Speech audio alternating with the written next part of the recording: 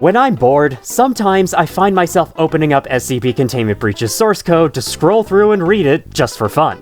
Over the months, I have picked up numerous fun facts about Containment Breach's inner workings that would each be too small to make up a whole video on their own. Unless I made them into shorts, I guess? Nah. So the next best thing is to gather them all into this one place and burn them to release the souls— wait, wrong game. On this episode of Containment Breach-EX, which is the series name I have decided to go with, thank you all for your suggestions, I have collected around 30 random unassorted tidbits of Containment Breach info, ranging from minuscule stuff you won't care about to, oh, that's kinda neat, to actually useful gameplay tips. I'll even be breaking down how a certain SCP works in the middle of the video, so stay tuned for that as well. You could also stay untuned, I'm not the boss of you. Now, let's go!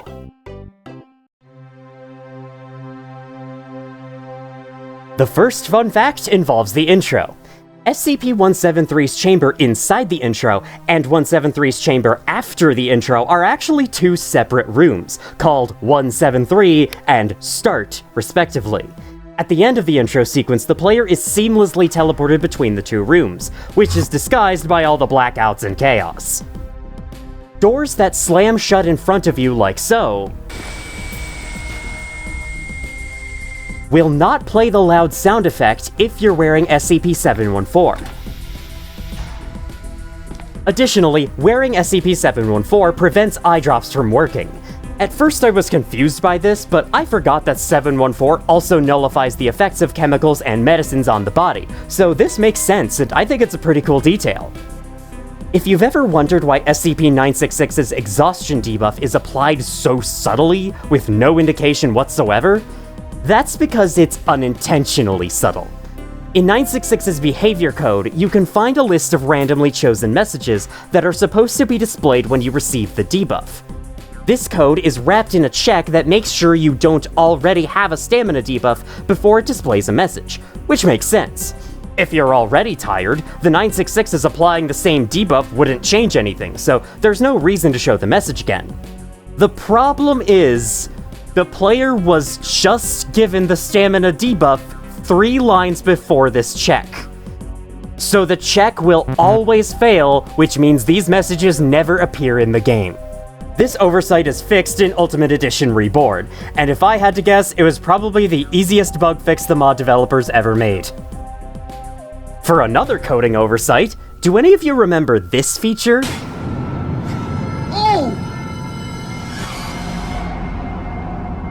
If you're nearby SCP-173 or 106 and you pause, the game is supposed to forcibly unpause your game and display "Stop hiding" alongside this sound.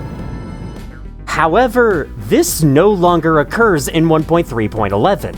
I assumed this feature was removed, but it turns out the code for it is still in there. It's just not working for whatever reason. What's supposed to happen is, while the game is paused and SCP-173 or SCP-106 are within 4 meters of the player, a timer is started. This timer increases until it reaches 40, and then the stop hiding thing is triggered. The timer will only count up while the game is paused, and each frame it is increased by the value of FPS factor. FPS factor is the game's delta time system.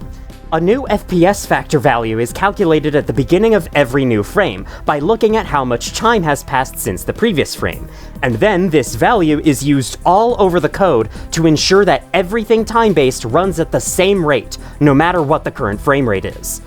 As I've been over in the health system video, this rate is 70 ticks per second.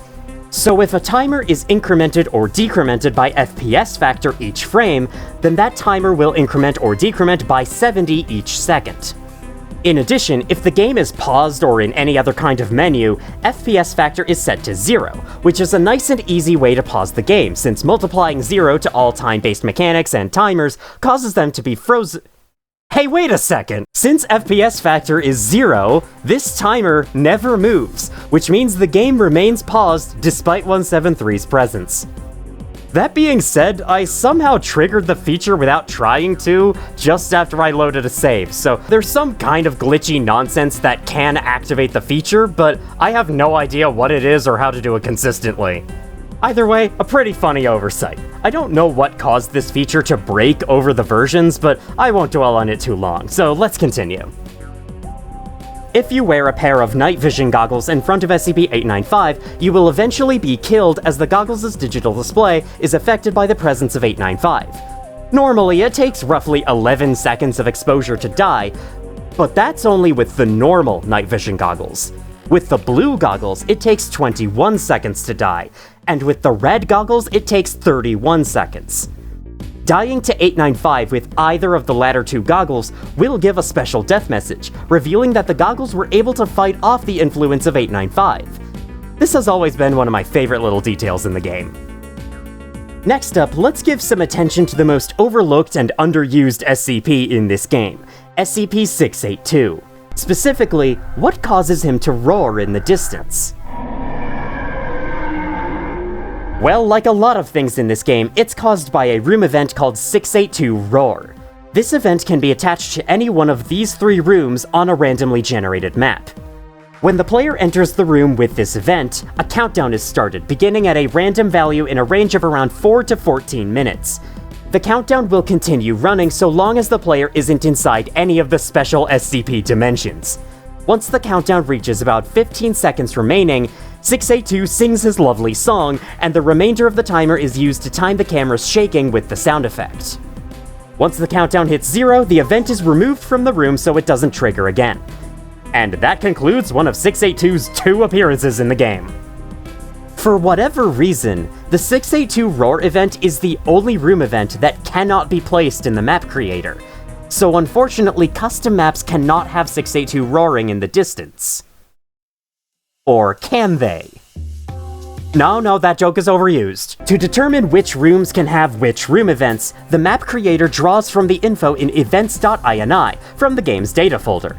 This file is clearly intended for the map creator more so than the actual game, since all the events' descriptions as seen in the map creator are stored here, including such beautiful prose as Event Room 3 Tunnel. The important thing is, 682 Roar is nowhere to be seen in this file. It's not that the event doesn't exist, it's that the map creator is never told that it exists. So what if I just... And it works perfectly. This footage was recorded on my custom map. I can see quite the potential with editing that INI file, but that'll have to wait for another time. While we're on the subject of custom maps, there's a few quirks with them I'd like to cover. First of all, SCP-372 cannot spawn on custom maps. Entering the chamber does nothing. What's supposed to happen is when you get within 2.5 meters of the room's OBJ, 372 is spawned. From what I can tell, OBJ is the room's whole entire mesh, and this is checking your distance from the center of it, I think. Somehow this check always fails on custom maps, so 372 never spawns. In addition, it might look like you get the option to build your own maintenance tunnels or SCP-860 forests, but in reality you have no choice but to. If you leave those grids both blank, the game will try to generate those areas itself, but it always fails. Trying to generate the maintenance tunnels consistently crashes the game, and while the forest won't crash, it still doesn't generate anything. On top of that, when I removed the forest from the map for testing, my game ran much worse than normal, implying the game was trying really hard to do something about the lack of a forest, yet it just couldn't. How the game can utterly fail to run code that works perfectly fine otherwise, just because you're on a custom map, might be the most mind-boggling thing I've covered today. Next is something somewhat custom map related, and that is how the nine-tailed fox spawn in. Each frame, the function updateMTF is called. Best not to confuse this function with updateMTF unit, which handles the soldier's behavior code. UpdateMTF checks the player's proximity to Gate A, and if the player is within 30 meters, then the nine-tailed fox are spawned at Gate A, and the announcement is played. A timer is then started, which is used to play all the other post-MTF announcements. Note how this function only looks for Gate A, and not B. So if you exclude Gate A from a custom map, the nine-tailed fox will never spawn. Quick mapping tip, doing this makes the gameplay experience 150 times better. Sure, your only options for endings are to die at Gate B, but it's worth it. Now that we've come this far, why don't I take some time to explain SCP-970, the Infinite Looping Hallway. The way the illusion is achieved is quite interesting, and there's also all the creepy effects that occur from looping through it repeatedly, so let's dive in. The room where SCP-970 is present is made up of 3 hallways with 2 storage rooms placed in between them. Only the center hallway and the storage rooms are accessible to the player. The outer 2 hallways are fakes to give the idea of an infinite series of rooms. When the player steps into either of the fake hallways, they are teleported backwards to the same spot inside the center hallway. Then, the 2 doors in front of the player are closed with no animation, and the 2 doors behind the player are opened with no animation. These are both done by directly editing each door entity's positions and open states to be fully opened or closed, which skips the animation and the sound effects. On top of this, any items dropped inside the 2 storage rooms will swap positions, and there's also a 1 in 10 chance to play any one of the random ambient sound effects from any zone in the facility. At least, that's what the code says should happen. I never heard this happen during in-game testing, so it might not be working correctly. This is all to give the illusion that the player really did enter this hallway, and they really are going through a continuous series of rooms. Further helping this illusion is how every item dropped in the hallway has a copy spawned and dropped in the same spot of both of the fake hallways. By looking closely, you can tell you're just being teleported around, and it becomes all the more obvious when you look behind you as you go through the doors, but I think they managed to make this effect convincing enough to make this a very memorable SCP encounter. In order to avoid any possible shenanigans with enemy SCPs, the 2 outer doors in the storage rooms will be locked if either 173 or 106 are within 8 meters of the room. Not sure why it doesn't also check for 049, but whatever. As for the creepy effects of SCP-970, each time the player activates the teleport, the event's state value increases. When the state hits certain values, one of 970's effects will trigger. There's not much randomness involved with 970 since the same effects will always activate at the same loop count. So, let's go through them. At 2 loops, a random inventory slot is chosen, and if it contains an item, that item is deleted. If an empty slot is chosen, then nothing is deleted. Due to how the rand function works, that is, having a default minimum value of 1 instead of 0, the first slot of your inventory can never be selected for deletion, since that slot is at index 0. So if you have the wallet with you, make sure to put it there, so you don't lose the one and only wallet in the vanilla game. At 5 loops, you will take 0.3 damage to your injuries. This is nowhere near enough to cause bleeding on its own, but it could cause bleeding if you were already hurt from something beforehand. At 10 loops, a decal of a huge blood splat is spawned at one end of the hallway. At 14 loops, the game will iterate through your inventory in search of a document. If it finds one, it'll try to replace it with another document chosen at random. It runs through every possible document, aside from the secret disciplinary hearing from SCP-1162. And for each one, a 1 in 6 chance is rolled for it to become the replacement document. If every document fails this chance, the document is just removed from your inventory instead. At 18 loops, the strange note is spawned on a shelf in one of the storage rooms. At 25 loops, the corpse of a scientist with a huge chunk missing from his face is spawned on top of the bloodstain decal. A camera zoom and heartbeat sound will be activated whenever you look at the corpse. At 27 loops and onward, a creepy ambient sound will begin playing over the scientist's corpse. The lights in the rooms will also darken slightly for the next 3 loops. At 30 loops, a random inventory slot is chosen, this time including the first slot. The chosen slot will then have another copy of the strange note placed inside of it, overwriting any item that may have been there. At 35 loops, 3 decals of thick blood puddles are spawned on the ceiling of the hallway, and they are set to slowly grow over time. At 40 loops, the glitched radio announcement from Security Chief Franklin will play, whether or not you have a radio equipped. During containment breaches of this magnitude.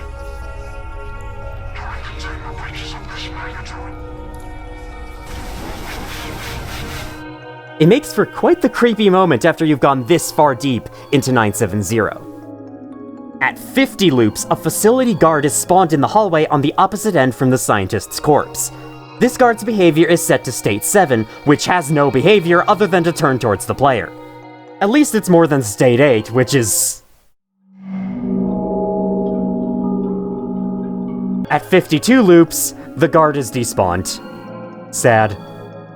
At 60 loops, SCP-173 will switch to his special jack-o'-lantern texture. This is the hardest effect to notice by far, since it doesn't occur in the room where 970 is. Finally, at 61 loops, the scientist's corpse will begin levitating in the air. This is the final effect, so any loops beyond this point will not do anything. And that's SCP-970. Not too complicated, but still a very cool SCP, and one of my personal favorites in the game. While I'm thinking of it, SCP-173's jack-o'-lantern texture can kind of apply live in your current session.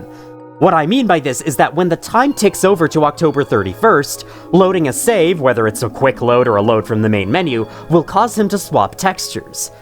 This is because the check for the date being October 31st is run as 173 is being spawned, and loading a save always spawns a new 173, so then it sees the new date and swaps the texture.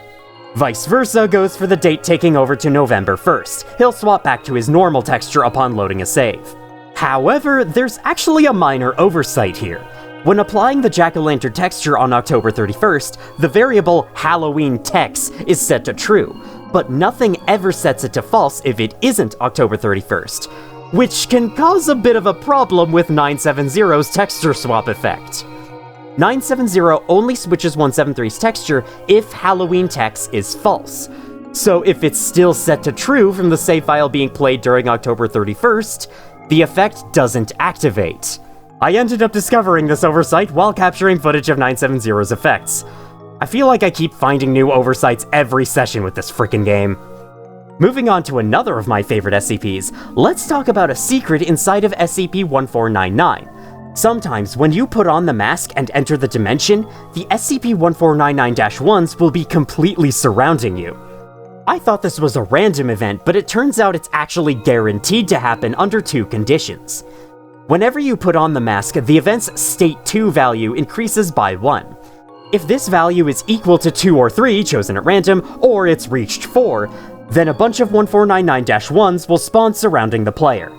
The thing is, this counter will only increase if the player spawns far enough away from the church. So if you want this to happen to you, you must move a good distance away from the church, then put on the mask 2 to 4 times. If it doesn't happen, move farther and try again. This event is so rarely seen that when it happened to me in one of my past playthroughs, over time I began to believe that it wasn't real and I was just dreaming it. It's nice to see that I wasn't. Up next are 3 subtle and rarely seen room events that I want to give some time in the spotlight. The first of these can appear in the standard 3-ray rooms of light or heavy containment. If you enter and walk towards the middle of the room without closing the door behind you, the camera will shake, and turning around reveals that the door has slammed shut behind you with no noise. This only occurs if the door is open and if you're not looking at it. Getting close to the center of the room will always delete the event no matter if it was activated or not, so if you're looking at the door or the door is closed and you approach the room's center, the event will then be unable to happen for the rest of the game. The second event is slightly similar and can be found in the large office of the entrance zone. This door on the upper level will be opened when you enter the room for the first time, but after 10 seconds pass, the door will close the next time you face away from it.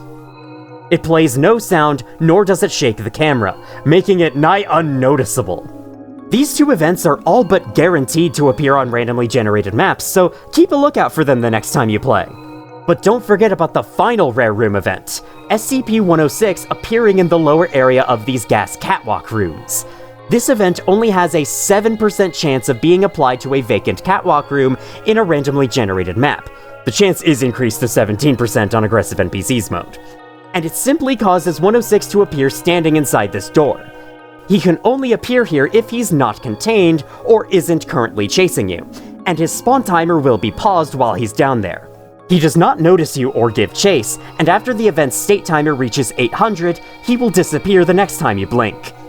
Interestingly, the state timer is increased by exactly 1 each frame, without invoking FPS factor. This means that 106 will disappear quicker the higher your frame rate is. You may already know that SCP-1074 once existed in the game, but it was cut in one of the 1.3 updates due to being useless and annoying. That said, the code for the 1074 event still exists, and all of the messages that displayed whenever you looked at 1074 have been replaced with joke messages that make it clear it's not supposed to be appearing in the game. But what if I made them appear?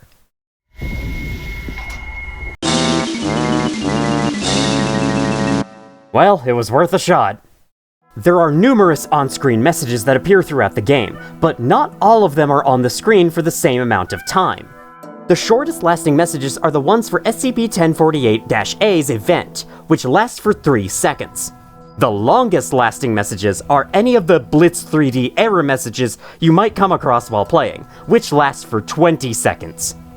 The second longest lasting messages are 10 seconds, which is used for the DNA scanner messages and for D9341's comments on the memory items from SCP-1162. For a couple extra message timer facts, the press F5 to save message lasts for 4 seconds, but the saving is only permitted on monitor's message lasts 8 seconds, likely because it's longer.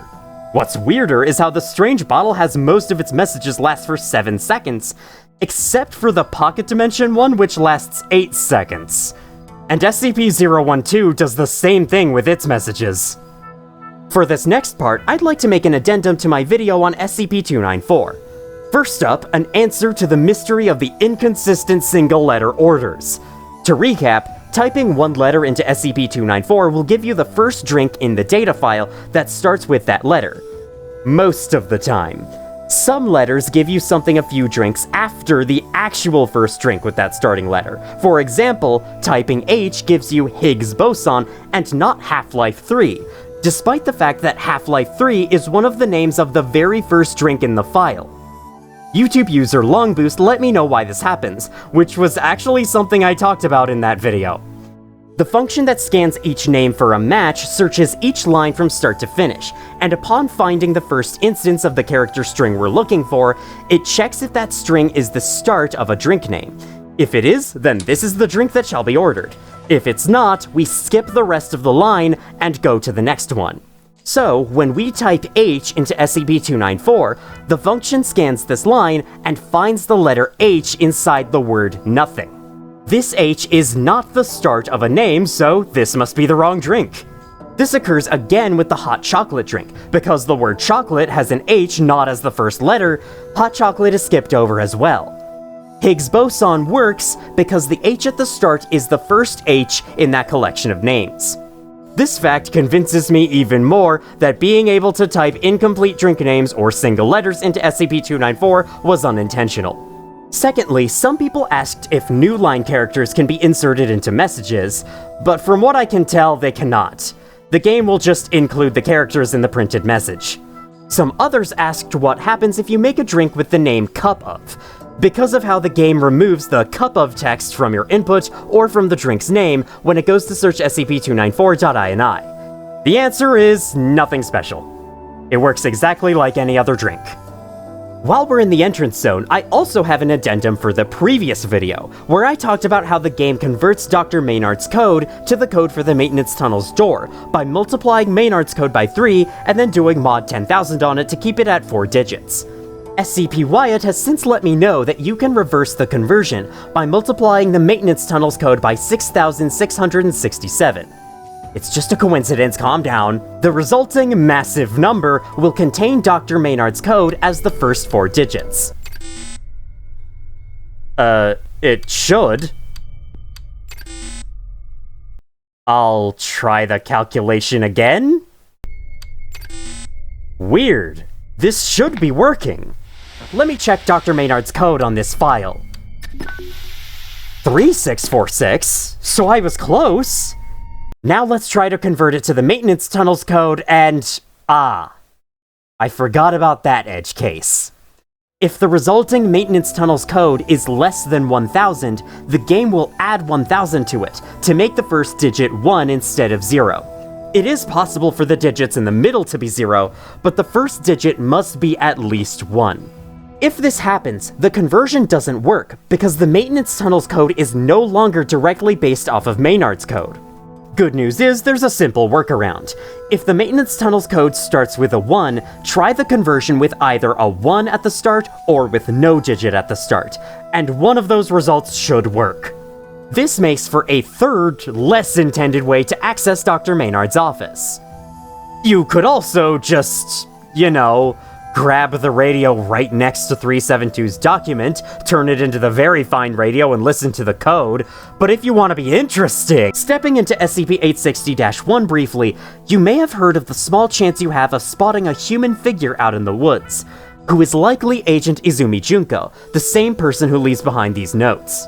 The chance of her spawning is 1 in 860, very classy, by default, and this chance is rolled periodically during your time in the forest. However, if you have Izumi Junko's logs in your main inventory, not the clipboard, the chances of Junko appearing are slightly increased.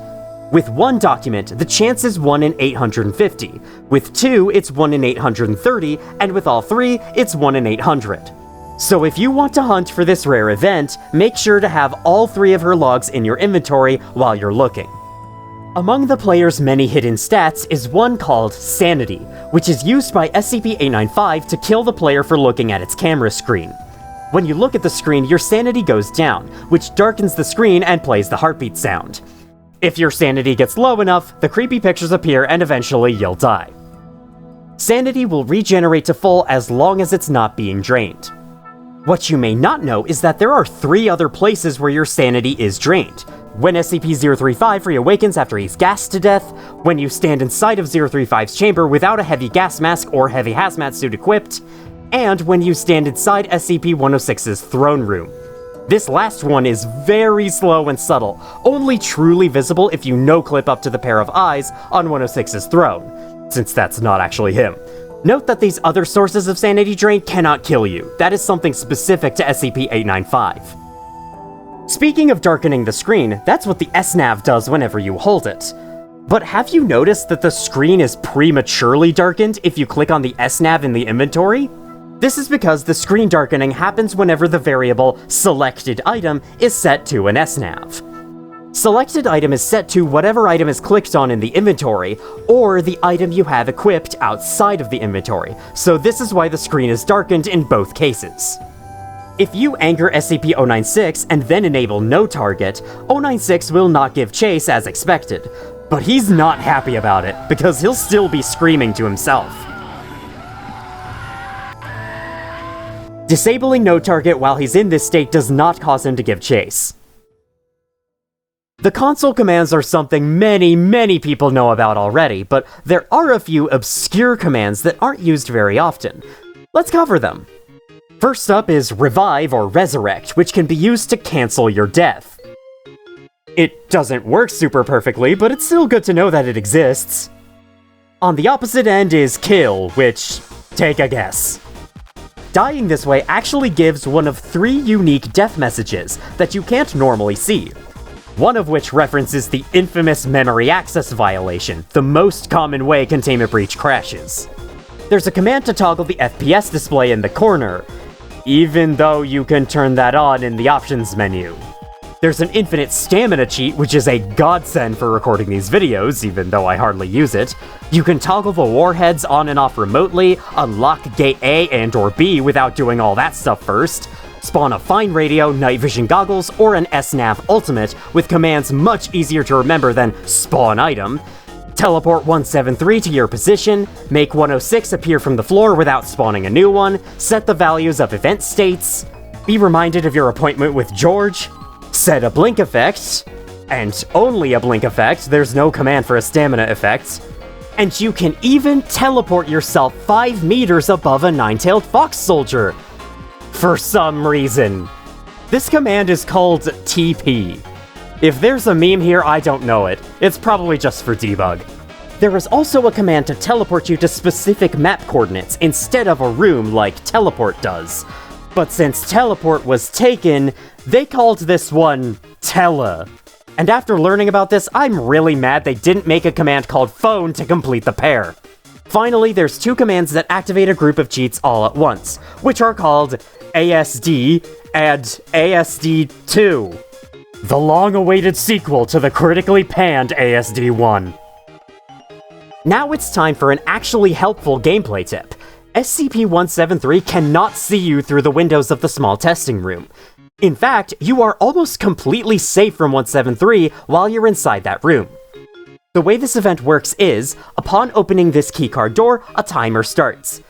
This timer too counts up by 1 each frame without invoking FPS factor, meaning it runs faster at higher frame rates. Why did they do this? When the timer reaches 840, or you get close enough to the room 173 is in, 173 will break through the glass on your next blink. But only if you're far enough away from the room he is in. If you're on the entrance side of the testing room, or in the small room outside the door, 173 will be able to break through the glass. Any closer, though, and he will never do so as long as you remain there. Lots of people tend to keep staring at 173 through the windows while they grab the items, including me, but it turns out it's not completely necessary to do so. SCP-1123 will only let you activate the flashback event 1 time. Afterwards, the event is removed from the room, so nothing happens if you touch 1123 again. However, since 1123 is an item, you can spawn it outside of its chamber using cheats. If you do this, touching it will just kill you. But it comes with a unique death message that you can only see by cheating in this way. SCP-1123 also has an inventory sprite which is assigned to the item's data, but it can never be seen in-game because there's no way to put it in your inventory without external tools or modding. And now, the final fact! The game's endings are actually killing you. Not just the Gate B endings, which obviously they are, but every ending is secretly killing you before the game's logo appears. Killing the player in Containment Breach is accomplished by setting the kill timer to a negative value, either by setting the value directly or calling a function that does it. Kill timer being negative will trigger all the normal dying things. Meanwhile, kill timer itself decrements further into the negatives, until it reaches negative 360, which forces the game to pause. This brings up the You Died menu because it's actually the same thing as the pause menu. In fact, it's the default case, and the game has to be told not to show it whenever you pause while alive. This is why pressing escape skips the death animation. You're actually just pausing the game. Anyway, after kill timer forces a pause, the game then checks if an ending has been set, and if it has, we start the ending. So the purpose of killing you is to create a small ominous delay between gameplay and the ending screen.